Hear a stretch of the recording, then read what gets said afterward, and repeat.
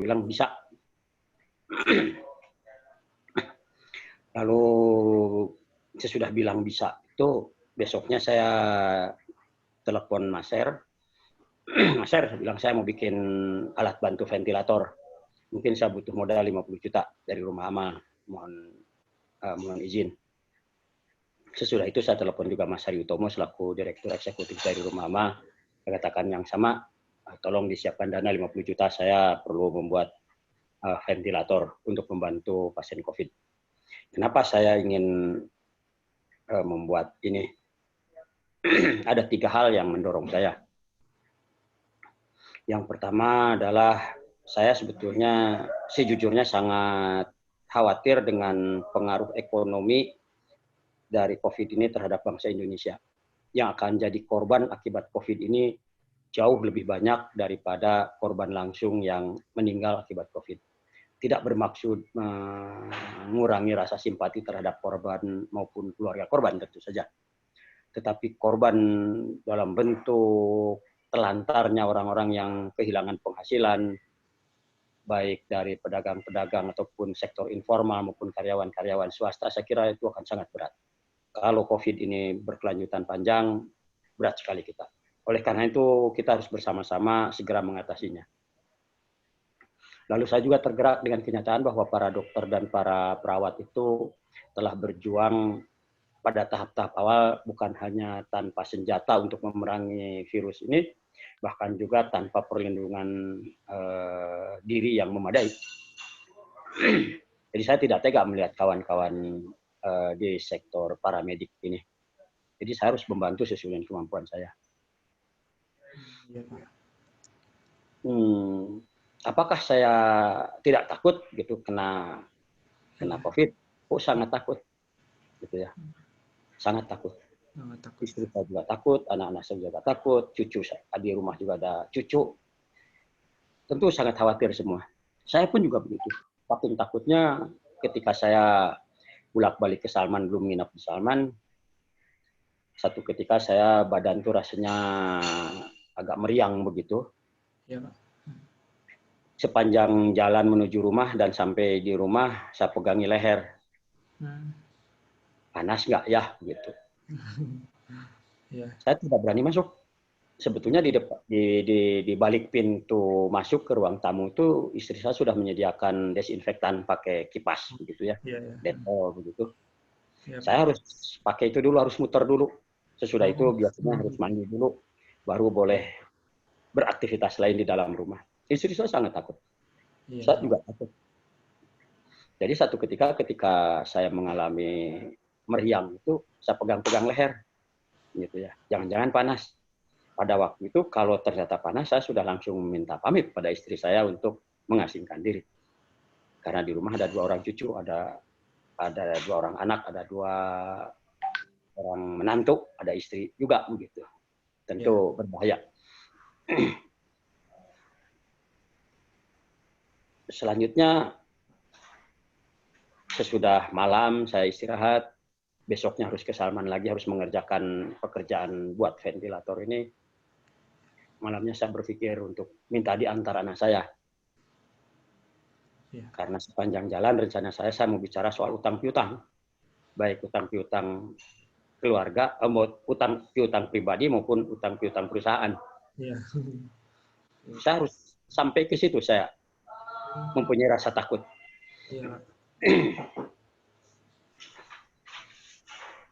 Sampai akhirnya saya memutuskan, sudah daripada saya juga sanksi, istri juga saya takut, saya putuskan saja untuk menginap di Salman saja. Sehingga resiko bagi semua pihak dapat dikurangi. Nah, faktor ketiga yang mendorong saya untuk membuat ventilator ini, orang-orang kan sibuk menghitung berapa yang sudah meninggal hari ini, seberapa jauh dari rumah. Saya pun kalau tidak punya aktivitas mungkin akan terjebak itu juga, sambil sesekali nonton TV, sambil sesekali pesan makanan begitu ya.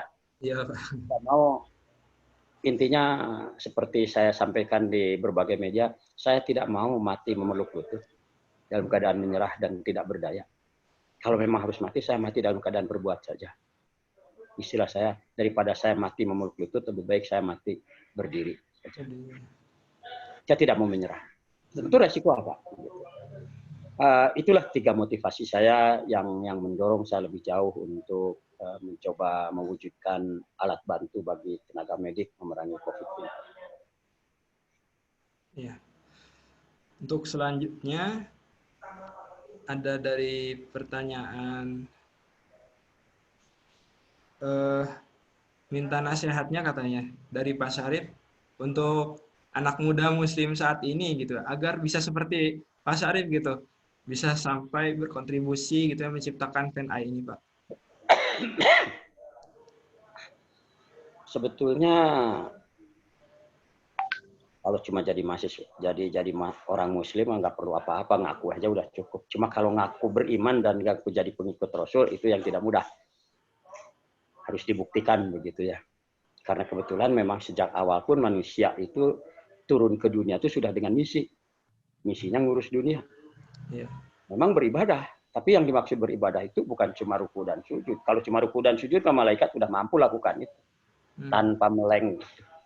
Yeah. Tapi malaikat tidak berhak ngurus dunia. Manusialah yang berhak ngurus dunia dan bukan malaikat. Yeah. Jadi kalau manusia beribadah itu bukan berarti cuma ruku sujud. Ruku sujud itu adalah bagian dari persiapan kita beribadah yang sesungguhnya. Yeah. Itu yang harus kita pahami dulu. Jadi tidak perlu repot-repot. Semua orang harus berbuat bagi sesama. Oleh karena itu Rasulullah juga mengatakan bahwa yang sebaik-baiknya di antara kita adalah yang paling besar manfaatnya. Itu. Jadi sikap mental dasar sebagai seorang mukmin seperti itu yang harus dimiliki oleh setiap mukmin. Kalau kita mau ikut beserta dengan Rasul nanti masuk ke dalam pintu surga. Gitu. Ini yang harus kita pahami betul. Kalau kita berangkat dari pemahaman seperti itu, insya Allah ya kita akan istilahnya tercelup ke nasib gohnya. Gitu. Tapi kalau kita tidak memahami itu, kita memahami bahwa jadi orang Islam itu yang penting banyak sholat, mohon maaf tidak akan sampai kemana-mana. Ada satu fenomena bahwa di Indonesia, masjid itu banyak sekali. Paling banyak mungkin masjid di dunia itu di Indonesia. Pak Yusuf Kalla selaku Ketua DMI membanggakan itu. Saya memandang itu dari 2 sisi. Dari satu segi positif, tapi sisi yang lain lebih kurang menyatakan bahwa itulah cara pandang manusia Indonesia yang beragama Islam tentang hakikat agamanya.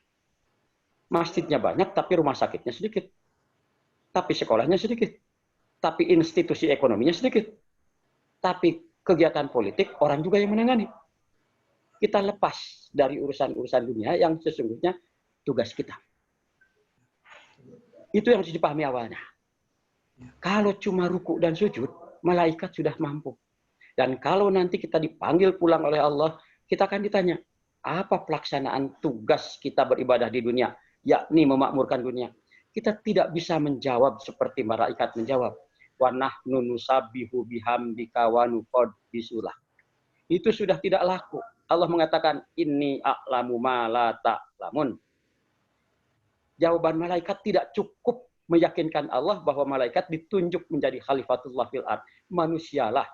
Kalau kita pulang kemudian memberikan jawaban pada Allah ketika diminta pertanggungjawaban dan jawabannya seperti malaikat, kita sama seperti memberikan jawaban dari orang yang dikalahkan oleh kita. Kita harus sangat malu dengan itu. Ya. Itulah lebih kurang yang harus saya sampaikan. Pahami dulu hakikat keislaman kita, hakikat kemanusiaan kita. Oh iya Pak, terima kasih Mas Syarif. Selanjutnya ada pertanyaan lagi. Bagaimana agar bisa tetap semangat gitu ya Pak dengan keteguhan yang ada itu meskipun nggak ada yang support Pak. Jadi dari pemerintah nggak support, atau banyaklah istilahnya yang tidak support kita gitu. Bagaimana gitu? Ya, kalau perkara tidak disupport, Rasulullah saja yang sejak bayi sudah sempurna, masa mudanya juga sempurna, masa dewasanya juga sempurna, ketika mendakwahkan keimanan pada Allah langsung jadi musuh masyarakat. Kita perlu menyadari bahwa kita tidak sempurna. Ketika perbuatan kita dipahami oleh orang lain sebagai perbuatan yang kurang atau yang tidak memadai atau yang bercacat, ya santai saja. kita memang sejak awal sudah tidak sempurna. Cuma seorang juara itu tidak pernah melakukan dua hal. Satu, membuat alasan. Yang kedua, mengeluh. Kalau kita mau jadi juara, misalnya besok ingin lulus ujian perguruan tinggi, maka malam ini kita belajar habis-habisan. Supaya tidak ada alasan untuk tidak diterima. Kalau besok kita pengen nyanyinya, suaranya bagus, hari ini kita tidak makan rujak, tidak minum es, mengorbankan diri, agar tidak ada alasan apapun besok suaranya tidak bagus. Tapi kalau kita ingin masuk surga, tetapi masih aja punya alasan bahwa masih ada urusan ini, bahwa masih ada urusan itu, sesungguhnya kita tidak sedang sungguh-sungguh pengen masuk surga. Yang kedua, tidak mengeluh. Mengeluh itu bukan ciri juara. Mengeluh itu ciri orang yang pecundang. Itu saja yang harus saya sampaikan secara umum. Bahwa kita tidak disokong orang, tidak ada masalah. Rasulullah juga mencontohkan begitu. Saya menyampaikan secara garis besar, itulah cara pandang kita. Kita tidak boleh surut karena cercaan, kita juga tidak boleh melambung karena pujian. Karena apapun, Allah lah yang akan menilai kita. Betul, Pak. Nah, selanjutnya ada lagi pertanyaan dari Ade Surya. Jadi rencananya ke depannya, Pak, desain dari ventilator ini apakah akan open source dan dibuka ke publik? Awalnya niat saya open source, gitu ya. Tetapi di dalam perjalanannya saya memahami bahwa pemerintah tidak akan mengizinkan peralatan kesehatan yang open source. Karena peralatan kesehatan itu menyangkut nyawa orang. Kalau salah dioperasikan atau salah fungsi, itu nyawa orang. Maka sangat ketat regulasinya.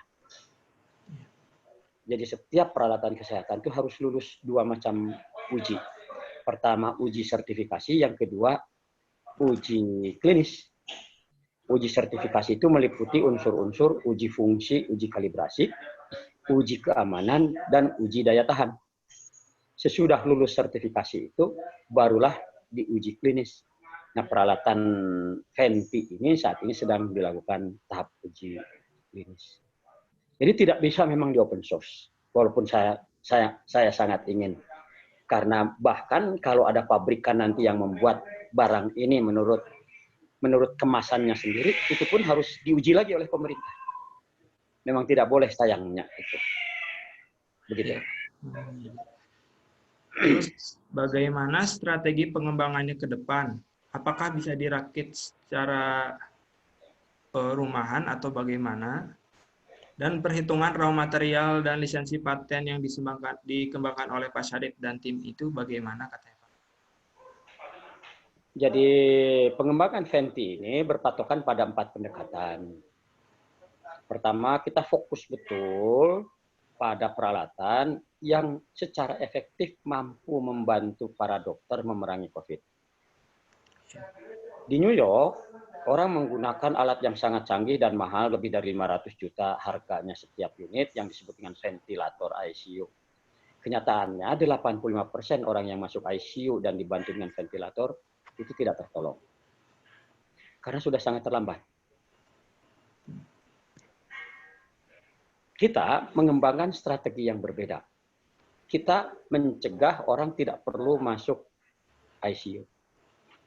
Untuk itu dibutuhkan alat bantu, diantaranya yang disebut dengan CPAP ventilator. CPAP itu kependekan dari Continuous Positive Airway Pressure. Maksudnya adalah memberikan tekanan kontinu pada paru-paru, sehingga ketika paru-paru menghembuskan nafas, masih ada sisa tekanan di paru-paru sehingga paru-parunya mengembang, tidak kuncup. Itu yang diperlukan, yang dipahami oleh para dokter agar paru-paru masih tetap berfungsi menyerap oksigen. Dengan demikian diharapkan pasien mempunyai daya tahan untuk sembuh sendiri. Nah, jadi kita fokus betul membuat ini, tidak membuat alat yang canggih. Pendekatan kedua, ketika menciptakan alat ini, kami melakukan satu strategi membuat alat yang bisa mudah dibuat dengan keterbatasan yang ada dan cepat, serta mudah juga dioperasikan agar secara efektif bisa dipakai oleh banyak orang. Kita untuk itu harus menghindarkan diri dari alat yang canggih. Yang kalau kita menggunakan ventilator ICU seperti yang dipakai di Amerika, jumlah dokter spesialis yang bisa mengoperasikannya di Indonesia tidak lebih dari 200 orang. Jelas bukan pendekatan yang efektif, selain harganya sangat mahal. Dan pembuatannya juga sangat lama. Jelas kita memerlukan sesuatu yang jauh lebih sederhana. Ditambah lagi ada kesulitan bahwa kita tidak punya bahan baku. Nah, pendekatan ketiga masuk, karena peralatan kesehatan sudah sangat berebut, kita harus berusaha membuat peralatan dari barang-barang industri, bahkan dari barang rumah tangga, yang bisa ditingkatkan fungsi dan standarnya menjadi standar kesehatan. Dalam pemilihan komponen, pembuatan komponen dan pemilihan lain-lain, kami harus berpatokan bahwa komponen tersebut dan subsistem tersebut harus dapat dibuat secara cepat dan jumlah banyak.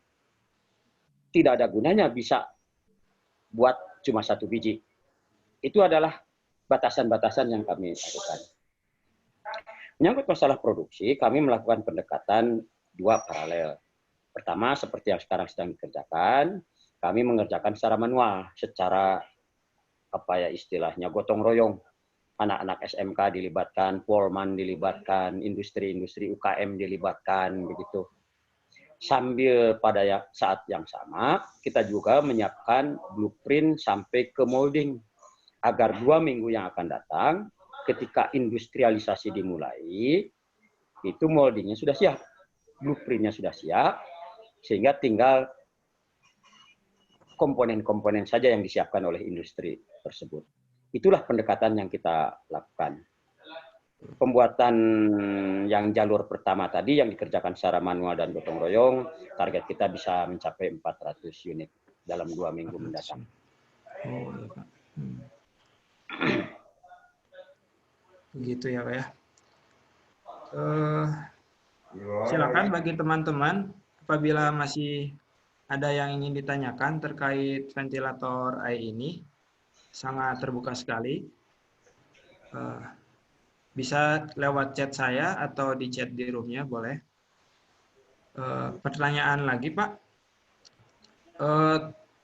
Kata Bapak barusan bahwa 2 minggu ke depan akan ada 400 ventilator ini, Pak. Kita mengalami di dalam pembuatan karena banyak pabrik juga tutup. Kita mau bikin nekuk plat juga tutup, mau bikin banyak. Sekarang juga kami sedang berakrobat bagaimana Sabtu Minggu ini kami menghasilkan sesuatu agar Senin sudah ada setidaknya 20 unit. Oh, begitu ya, Pak. Jadi Sabtu Minggu siang malam pun kami bekerja.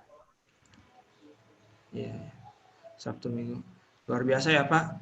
Jadi ada di berita juga bahwa katanya Bapak beserta tim itu 2 minggu itu full gitu ya di Salman gitu ya, siang malam kerja tiada henti. Minggu ini Mas Andren di Salman. Di Salman ya, Pak ya. Luar biasa, Pak. Ada yang bertanya lagi, Pak. Apa sumber energi Pak Syarif untuk terus berkontribusi dan bermanfaat bagi sesama? Pak Syarif sendiri apa sumber energi untuk berkontribusi dan bermanfaat bagi sesama? Mungkin agak terlalu hiperbolik ya. Masuk surga titik. Itu aja. Dan masuk surga itu sulit. Masuk ITB juga sulit. Lulus ITB juga sulit. Dapat kerjaan juga sulit. Dapat proyek juga sulit. Harus berkompetisi. Saya paham bahwa masuk surga juga pasti sulit. Gitu ya. Kalau kita untuk masuk ITB aja berani tidak tidur, berani ikut bimbingan belajar yang harganya puluhan juta rupiah, berani mengorbankan hobi dan sebagainya, kalau masuk surga lebih sulit dari itu, pasti harus kita tebus. Masuk surga itu sulit. Kalau ada energi paling sama.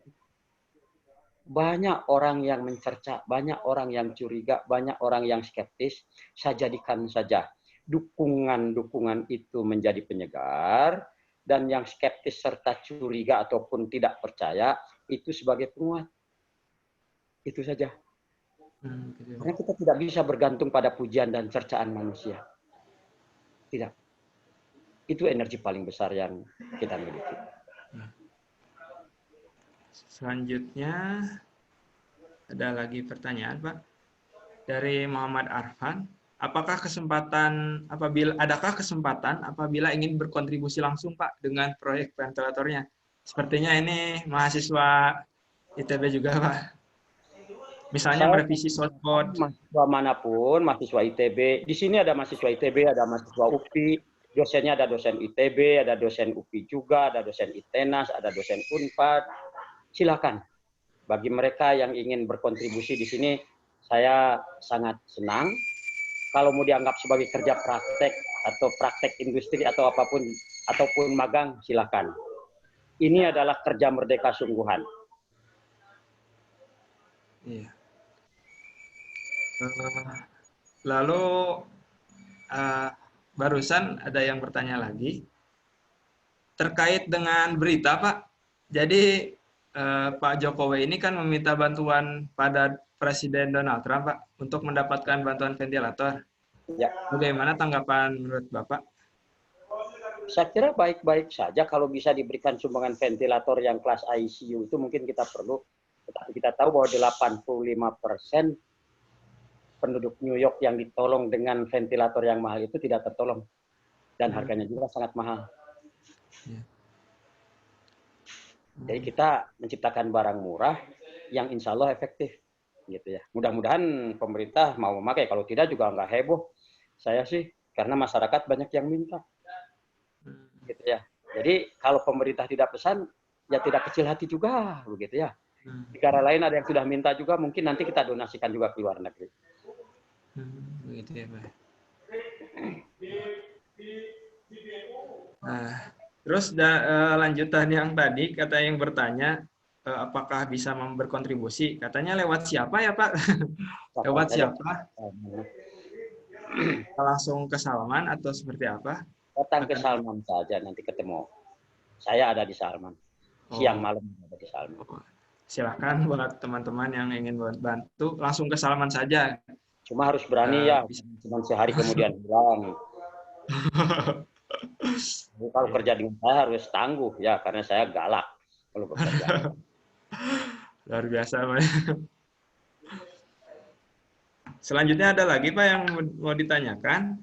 Katanya, kalau boleh tahu dana 5M nantinya itu, apakah digunakan full untuk ventilator saja, produksi maksudnya, atau mengembangkan ada di samping alat lain gitu, Pak?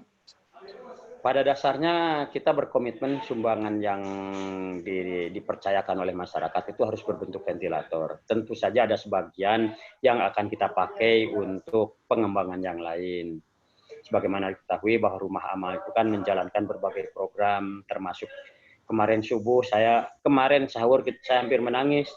Ketika saya sahur, saya dapatkan sop dan ayam. Ayamnya tidak saya makan karena gigi saya nggak begitu bagus. Keluar ruangan, ada kucing, saya berikan pada kucing. Selesai saya berikan pada kucing, ada orang datang, Pak, saya tidak punya makan untuk sahur. Hampir nangis saya, kebetulan masih ada buah nih, beri buah saja. Untuk itu kemudian saya bilang pada teman-teman, tolong sediakan buat orang. Jangan di dalam, di pinggir sana. Supaya orang yang tidak punya makanan, itu bisa dapat makanan.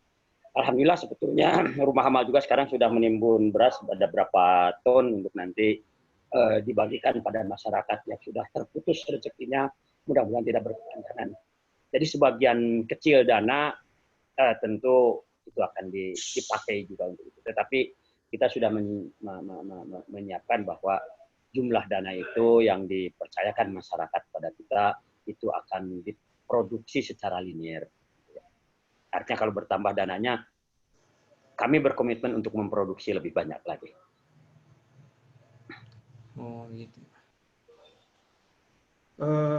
Selanjutnya, Pak, sepertinya teman-teman sangat antusias sekali, Pak, nih bertanya. Nah, karena di dalam part-part tersebut molding beberapa part di dalam molding yang bisa menggunakan material filamen, apakah part-part tersebut bisa dikembangkan dengan 3D print? 3D print kita gunakan, kita sekarang ada 3 printer yang digunakan untuk prototyping. Jadi pada tahap-tahap awal pengembangan kita menggunakan 3D printing. Tapi tentu untuk produksi selanjutnya tidak bisa. Terlalu lama 3D printing itu dan mahal. Jadi terlalu lama karena injection molding lebih cepat ya Pak ya? Bisa Ya, masang. itu harus dibuat dulu moldingnya ya. Iya. Selanjutnya nih Pak, ada lagi yang bertanya. Pertanyaannya lanjutan dari sumber energi tadi Pak. Jadi sekarang bagaimana agar kita itu terus istiqomah katanya Pak, untuk membantu sesama. Karena manusia ini hatinya sering bolak-balik Pak, terkadang taat, terkadang lupa. Ya, jadi manusia memang begitu. Bahkan Rasulullah juga mengatakan begitu ketika ditanya oleh sahabat. Disinilah masuknya sholat dan amal-amal ibadah yang ritual lainnya. Di dalam Al-Baqarah kan disebutkan A'udzubillahi minasyaitonirrajim. Bismillahirrahmanirrahim. Alif lam mim. Dzalikal kitabul la raiba fihi hudal lil muttaqin. Alladzina yu'minuna bil ghaibi wa yuqimunas sholata wa mimma razaqnahum yunfiqun. Siapakah orang yang bertakwa itu? Orang yang bertakwa ada 3 elemennya. Pertama, percaya pada yang gaib. Apa percaya pada yang gaib itu? Konsekuensi dari percaya yang gaib itu luar biasa sebetulnya. Konsekuensi dari percaya pada yang gaib itu, kita tahu apapun yang kita perbuat di dunia ini, besar ataupun kecil, positif ataupun negatif, akan dibuka. Sesungguhnya semua agama, baik agama samawi maupun yang kemudian agama kembangan, itu mengembangkan sikap moral serupa. Misalnya kawan-kawan kita Konghucu itu punya rumah sembahyang di rumahnya. Ya, mereka memahaminya sebagai kaitan antara leluhur dengan sekarang. Kalau berhasil mengatakan kepada nenek moyangnya, nenek, aku berhasil lulus ujian, terima kasih. Gitu. Kalau gagal, minta maaf juga di depan meja sembahyang. Mereka memahaminya sebagai hubungan antara leluhur dengan kita. Kawan-kawan kita dari India mengenal apa yang disebut dengan karma. Pemahaman tentang karma membuat orang kemudian mengendalikan diri. Bahwa tidak boleh berbuat buruk, jangan sampai nanti terlahir kembali sebagai kodok, misalnya begitu ya. Kita harus berbuat baik agar kalau nanti terlahir kembali, kita ada derajat yang lebih tinggi. Itu semua adalah konsep-konsep percaya pada yang gaib sesungguhnya. Lepas dari klaim bahwa agama kita yang benar, semua orang akan mengklaim begitu. Masalahnya benar atau tidak benar tuh setiap orang punya keyakinan dan itu tidak bisa diperbantahkan. Makanya di dalam agama Islam kan lakum dinukum waliyadin. Urusannya adalah tinggal kita buktikan saja. Kalau kita memang yakin dengan konsep kegaiban kita, maka hendaknya kita harus lebih baik. Karena kita percaya pada yang gaib, percaya tentang pembalasan hari kemudian, maka kalau kita habis sholat masih juga nyolong, habis sholat masih juga nyontek, habis sholat masih juga korupsi, artinya kita tidak percaya pada yang gaib. Sesungguhnya, itu sangat mendasar. Percaya pada yang gaib artinya kita hidup dikendalikan dengan satu pemikiran bahwa besar, kecil, positif dan negatif semua akan dipertanggungjawabkan. Tidak ada yang terlewat. Penjelasan-penjelasan lebih jauh di dalam Al-Quran selalu koheren ke arah situ. Bagian yang kedua, kita kemudian harus sholat. Kenapa kita harus sholat? Saya sering memberikan perbandingan begini. Kalau kita mau obeng, itu praktis kita tidak perlu melihat jauh, cukup dilihat saja apakah obengnya cocok, bentuknya kembang atau lurus gitu ya. Masih betul atau tidak gagangnya, benar atau tidak sehingga tidak melukai. Cukup itu saja. Tidak perlu melihat hal-hal lain. Tapi kalau kita mau pakai sepeda motor, ada hal yang harus diperhatikan lebih jauh. Kita harus periksa dulu ada bahan bakarnya tidak, akinya tidak, bahkan harus diperiksa secara berkala. Kalau kita punya mobil, sebutlah mobil kijang, pemeriksaannya tidak boleh sembarangan bengkel. Setiap 1000 km harus periksa ini dan itu. sesuai dengan petunjuk pabrik. Karena makin canggih satu produk, satu barang, satu sosok, itu makin memerlukan perawatan. Kalau tidak, mudah ambruk. Pesawat terbang lebih repot lagi perawatannya. Pesawat terbang, kalaupun sebutlah pilotnya kena sakit jantung di atas, kalau sudah diprogram dari Jakarta mau mendarat di Makassar misalnya, insya Allah dia mendarat di Makassar. Punya sistem inersialnya sendiri. Tetapi artinya sistem inersialnya juga harus dirawat. Kalau sistem inersialnya tidak dirawat, bukan mendarat di Bandara Makassar, tapi mendarat di Selat Makassar. Atau bahkan mungkin mendarat di Atambua, nyasar. Begitu. Makin canggih satu produk, makin butuh perawatan. Tapi dia makin mampu menyesuaikan diri. Nah, saya sering memberikan ilustrasi sebagai berikut. Zaman sekarang orang masih bicara soal yang smart-smart, termasuk mobil smart. Yang konon bisa parkir sendiri. Saya punya mobil yang jauh lebih smart daripada itu, bukan cuma bisa parkir sendiri, bahkan bisa parkir di tempat yang teduh. Bisa milih. Bukan cuma bisa memberikan peringatan kepada saya bahwa bensinnya harus bisa diisi, dia bisa menawarkan mau diisi di kilometer 42 atau mau diisi di kilometer 62. Bahkan saya cukup voice control. Teknologi itu saya beri nama teknologi patendi. Saya punya banyak paten, alhamdulillah. Nah, salah satunya patendi. Tapi patendi itu bukan paten. Patendi itu Pak Tendi. Tendi itu supir saya. Cukup saya mengatakan, Pak Tendi, parkir sini. Parkir dia. Saya tidak perlu repot-repot. Saya bisa tidur bahkan. Tenang. Sampai di tempat, saya turun, Pak Tendi cari tempat parkir. Masalahnya adalah mobil yang smart mungkin keliru sehingga nabrak trotoar. Mobil yang smart mungkin keliru offsetnya. Pesawat terbang yang smart mungkin salah mendarat. Tapi patendi yang sangat smart mungkin membawa kabur mobil saya. Untuk itulah patendi harus sholat 5 kali sehari. Di realign, di readjust. Inna sholati wa nusuki wa mahyaya wa mamati lillahi rabbil alamin. Di-adjust kembali 5 kali sehari.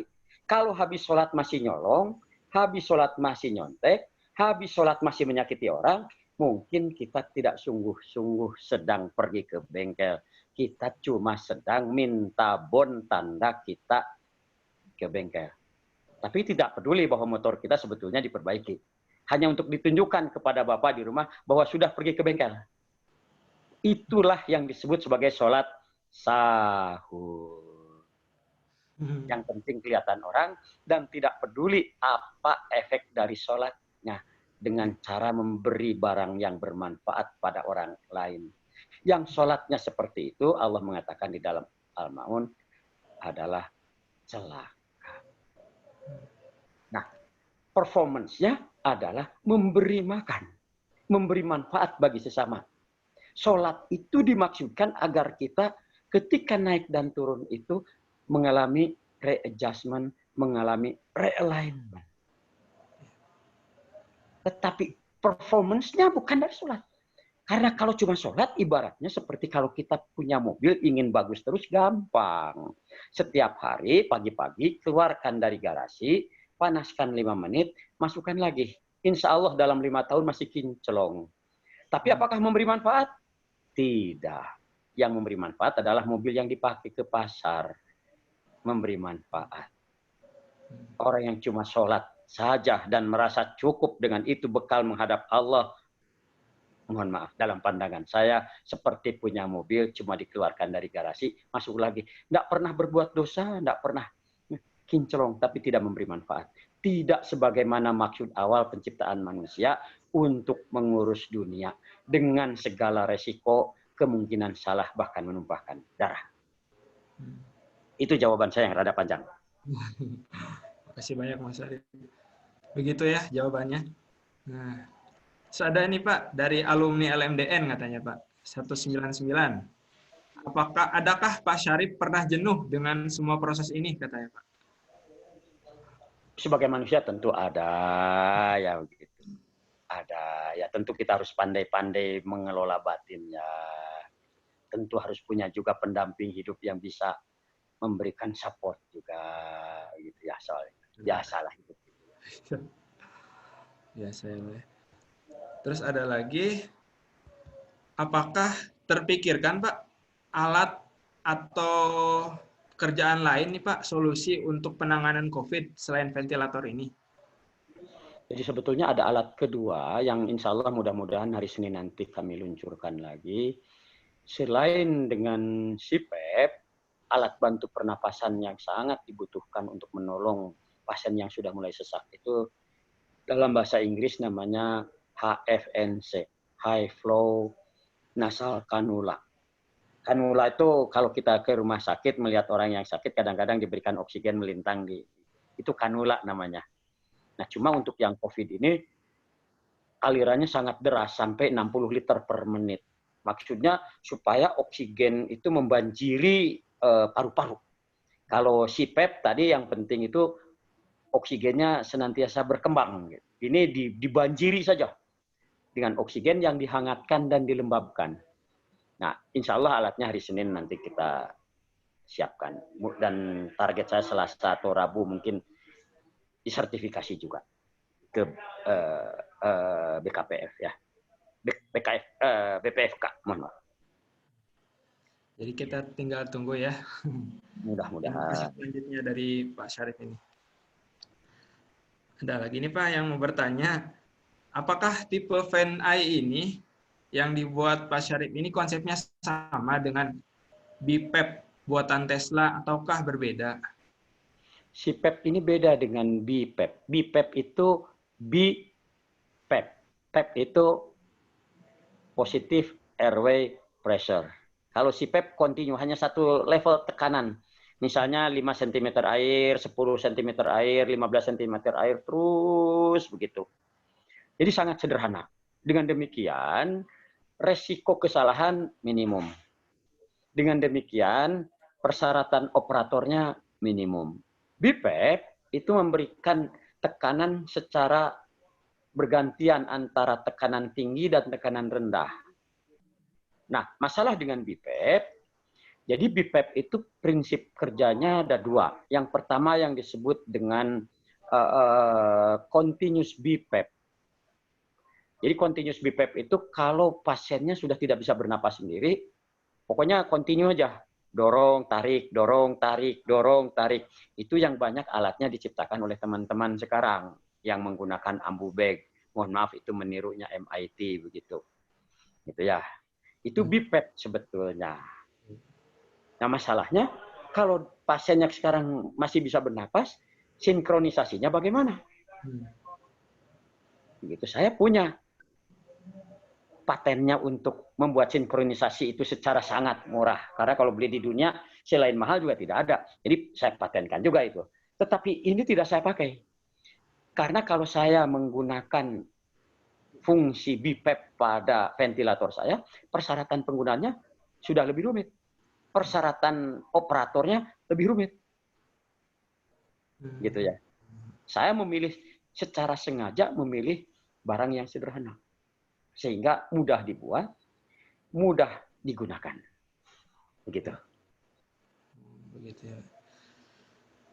Nah, lalu Pak, selanjutnya, apakah ventilator yang sudah Bapak buat ini sudah langsung diujikan Pak ke pasien langsung Pak? Jadi sekarang sedang dalam proses untuk uji pasien. Ada protokolnya, sangat ketat. Ini menyangkut masalah nyawa orang. Ada etiknya segala macam, gitu ya.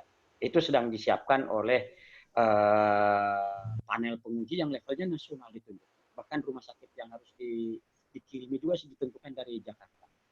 Kita tidak memilih sendiri. Itu sedang dalam proses. Mudah-mudahan malam ini sudah bisa dimulai. Sudah bisa dimulai ya Pak ya.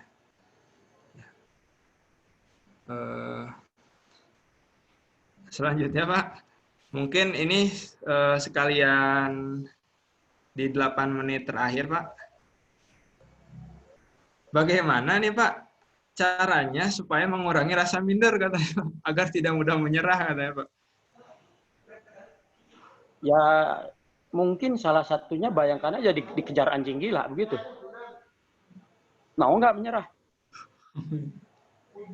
Allah mengatakan di dalam surat Abad, falaqtahamal aqabah wa ma adraka mal aqabah hakku raqabah awit amun fi yaumin dzi masghabah yatiman dza makrabah aw miskinan dza matrabah summa kana minal ladzina amanu wa tawassaw bis sabri wa tawassaw bil marhamah. Tahukah kebanyakan manusia tidak bersedia menempuh al-aqabah itu, jalan yang mendaki lagi sukar itu, jalan menuju pintu surga itu. Kita semua pengen masuk surga, tetapi gampang tergoda. Alah, Pak, surga mah masih jauh, ini ada mobil kijang nih Pak, satu buat Bapak. Alah, surga mah masih jauh Pak, nilai A nih sebelah tinggal dicontek. Alah, surga mah masih jauh Pak. Gitu. Masuk surga itu sulit. Mungkin yang paling mudah adalah membayangkan kita sedang dikejar anjing gila begitu. Mau nggak kita menyerah? Itu aja. Nah, masuk surga itu sulit sekali. Mau nggak kita menyerah? Mungkin bagi rekan-rekan, sahabat-sahabat sekalian yang biasa mendaki di gunung, itu sudah terbiasa. Mau nggak kita menyerah, nggak sampai ke puncak? Kalau mau ya sudah, nggak sampai ke puncak kita. Kita akan menyesali. Itu aja.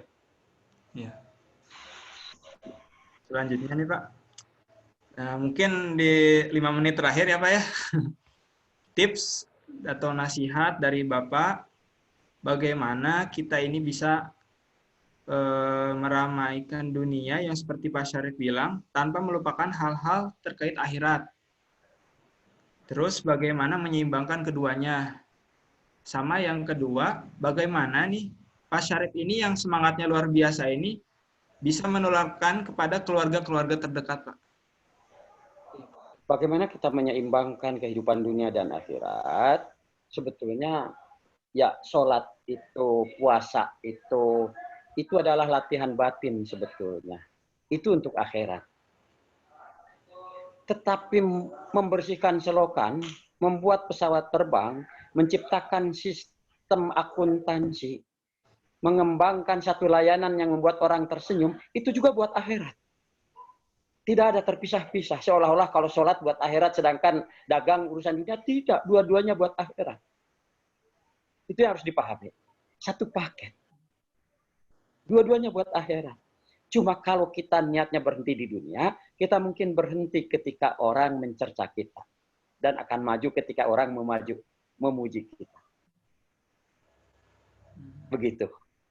Kalau kita niatnya untuk akhirat, mau orang memuji, alhamdulillah, mau orang mencerca, ya tidak ada masalah. Karena kita memang orang lemah. Bahkan Rasulullah yang sempurna pun disalahpahami, apalagi kita yang banyak cacatnya.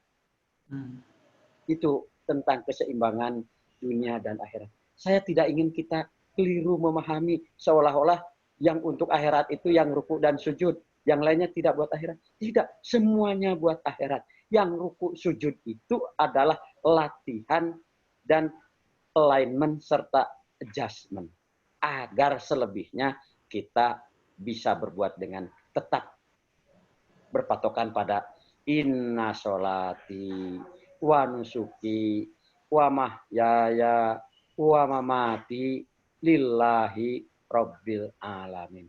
Bukan untuk lain-lain. Hidupku, matiku, sholatku, ibadahku semuanya untuk Allah gitu. Itu gunanya sama. Iya. Oh iya. Ya Pak. Selanjutnya yang tadi Pak, bagaimana menularkan semangat Pak kepada keluarga terdekat? Pertanyaannya sudah betul, bagaimana menularkan. Karena banyak orang keliru. Seolah-olah value, sikap hidup itu bisa diajarkan. Seolah-olah value, sikap hidup itu bisa dilatihkan. Yang benar, value itu hanya bisa ditularkan. Menularkan itu harus yang lebih bervirus pada yang kurang bervirus. Kalau kita ingin anak kita jujur, ya kita harus lebih jujur. Nggak bisa kita mengatakan, jujurlah nak, gitu. Nggak bisa. Itu namanya mengajarkan. Kalau menularkan, ya kita jujur saja. Begitu. Sikap hidup memang hanya bisa ditularkan. Itu sudah benar pertanyaannya. Tidak ada lain. Ya kita bersikap jujur saja. Ya kita bersikap tangguh saja. Ya kita bersikap kreatif saja. Insya Allah yang ada di sekeliling kita akan tertular. Tidak perlu banyak bicara. Sokles dumor ya Pak ya, istilahnya ya. Ada tanggapan dari yang penanya. Nah, ketika kita menekuni sesuatu yang untuk akhirat tapi berkaitan dengan dunia, bagaimana biar tidak terlena Pak? Ya harus sering istighfar, harus sering berzikir ya soal itu. Ketika dipuji orang, jangan cuma di bibir saja bilang alhamdulillah itu begitu. Memang sebenarnya punya Allah. Apa sih kita ini tanpa saya sampaikan satu hal ya. Saya sudah 3 minggu di Masjid Salman ini. Alhamdulillah sehat kecuali urusan batuk-batuk ini saja dan kelihatan matanya kurang tidur ya. Tapi alhamdulillah sehat. Allah itu seperti memberikan bekal pada saya. Sudah berbulan-bulan bahkan bertahun-tahun saya punya sakit yang tidak bisa disembuhkan oleh dokter. Sakit itu namanya hiperhidrolisis. Kalau malam itu saya berkeringat kalau tidur itu. Sehingga jam 12:30, jam 1, 1:30 itu selalu bangun. Harus ganti baju. Harus mandi air hangat. Dan tidak bisa cepat tidur lagi. Saya mungkin agak mengeluh ya pada waktu itu. Dokter yang terakhir bilang pada saya, sesudah berbagai dokter saya kunjungi, mengatakan Bapak ini hanya perlu berkompromi saja dengan Pak Ali Bapak menyelesaikan irama hidup. Mungkin Allah sebetulnya sedang memberikan latihan pada saya agar 3 minggu yang kurang tidur ini, yang rata-rata tidur 3 jam, 4 jam ini tanpa saya jatuh sakit. Itu saya syukuri saja. Begitu. Itu sikap hidup. Baik Pak, ada apa istilahnya nasihat terakhir gitu Pak, kata-kata terakhir dari Bapak untuk teman-teman di sini Pak, sebagai pemuda-pemuda yang masih sangat diharapkan gitu Pak perjuangannya untuk negeri ini. Kata terakhir Bapak. Agama ini kita pahami dengan cara yang keliru, sejujurnya saja. Kenapa hasilnya kita merasa sudah berislam, tapi ekonomi dipegang orang, politik dipegang orang, kekuatan dipegang orang. Karena kita lebih banyak berbincang tentang halal haram, bari bang mah nggak pernah kita gape. Terlalu banyak majelis taklim kita ini. Seolah-olah sudah top dah. Kan bayangan kita, dia saleh banyak ikut majelis taklim. Apa majelis taklim itu kan belajar, ujungnya itu harus berbuat. Jangan terlalu banyak majelis taklim, saya anjurkannya. Majelis berbuat saja. Jadi kalau ngumpul itu bicara. Bagaimana kita ngumpulkan uang bersama, bergotong royong, membeli cabang bank aku. Kita kuasai itu, Bang. Jangan sibuk halal haramnya saja. Nggak akan selesai. Begitu. Berbuatlah real. Jangan cuma sibuk berbincang saja. Seolah-olah itu sudah selesai urusan. Tidak bisa. Kita akan diminta pertanggungjawaban tentang itu. Itu aja. Begitu teman-teman kata-kata dari Pak Syarif ya. Semoga ilmu, pengalaman, motivasi dari beliau ini bisa kita serap dalam-dalam ya. Dan harapannya kita bisa mencontoh Pak Syarif ini menciptakan inovasi, menciptakan karya untuk negara kita ini. Terima kasih banyak Pak Syarif atas waktunya, atas ilmunya, atas sharingnya. Semoga Pak Syarif selalu diberikan kesehatan, diberikan kemudahan dalam menjalani penelitian ini sampai akhir Pak. Kami tetap support, tetap dukung. Amin, terima kasih untuk semua doa dan supportnya. Terakhir saya sampaikan, selamat menjalani masa overhaul jiwa. Moga-moga selesainya Ramadan, jiwa kita sudah di overhaul dan kembali 100% siap ngebut untuk melayani sesama. Amin. Assalamualaikum warahmatullahi wabarakatuh. Waalaikumsalam warahmatullahi wabarakatuh.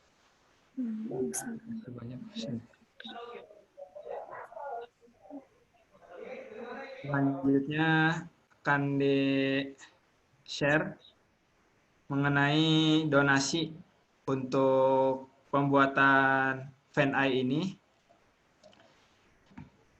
Bagi teman-teman yang dari tadi menanyakan donasi, bisa dipersilakan untuk menyalurkan donasinya melewati Rumah Amal Salman.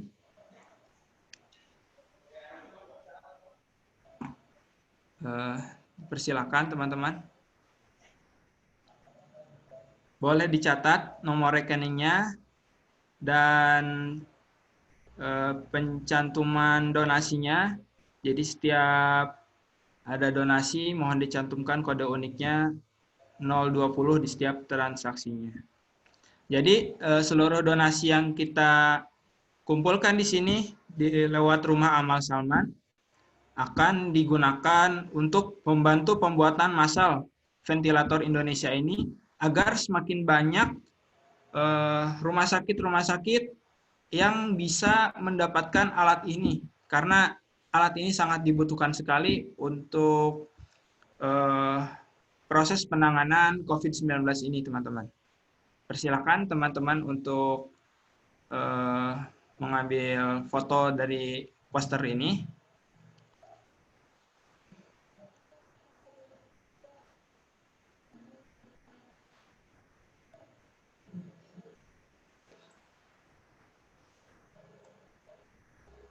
Udah, Kang.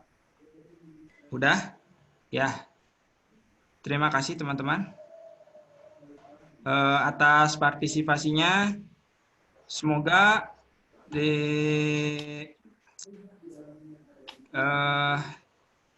ilmu yang didapatkan bisa bermanfaat untuk kita semua ya, sehingga kita bisa menjadi orang-orang yang bersemangat juga seperti Pak Syarif ini untuk berkontribusi besar gitu untuk negara kita ini yang sedang butuh kita sebagai pemuda-pemudi harapan bangsa.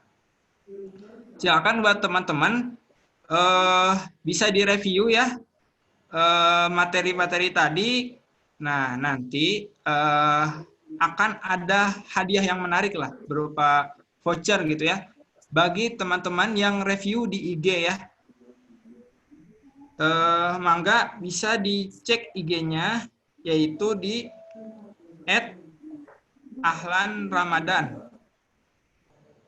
Teman-teman bisa dicek IG-nya langsung saja biar tidak lupa ya teman-teman. Bisa direview di IG dan di mention @ahlanramadan.id. Insight teman-teman selama mendengarkan materi dari Pak Syarif tadi. Jadi nanti akan ada voucher bagi yang reviewer terbaik. Wih. Luar biasa ya. Mungkin ada tambahan dari ini Kang Gifari atau Kang Faisal? Cukup Fik, jazakallah. Oh, alhamdulillah ya. Cukup Fik, jazakallah. Ya, makasih banyak teman-teman semua.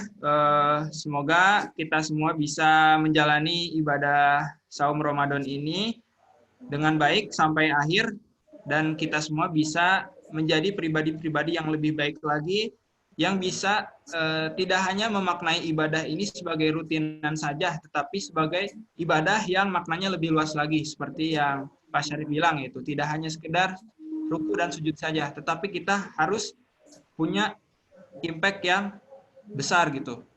Karena dalam hadis juga kan khairun nas anfa'uhum linnas. Jadi sebaik-baik manusia adalah yang paling bermanfaat bagi manusia yang lainnya.